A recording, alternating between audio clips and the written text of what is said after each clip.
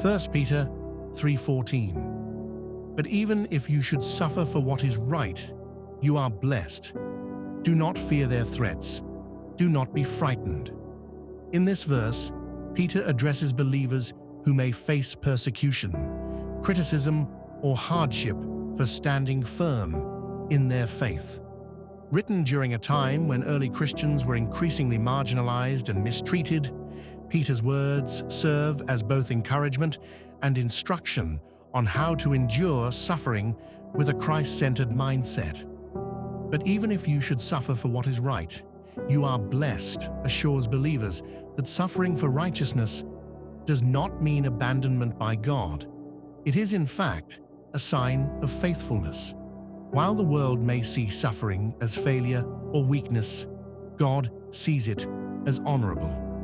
To suffer for doing good is to walk in the footsteps of Jesus, who himself endured suffering for the sake of righteousness. The word blessed here is the same idea Jesus spoke of in the Beatitudes, being spiritually favored and approved by God even when the circumstances are difficult. Peter is shifting the focus from worldly comfort to eternal reward and heavenly perspective. Do not fear their threats. Do not be frightened is a quote from Isaiah 8:12 and serves as a command not to be intimidated. When facing opposition, believers are called to remain bold and unshaken, not because of their own strength, but because of their trust in the Lord.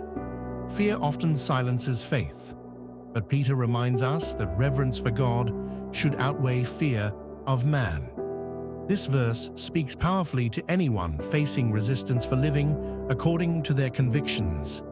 It encourages courage, unwavering faith, and the assurance that God honors those who remain faithful in the face of adversity. Comment with the words, "Do not fear," as we are reminded to remain faithful even in times of suffering. May this verse be with you today as you walk with God.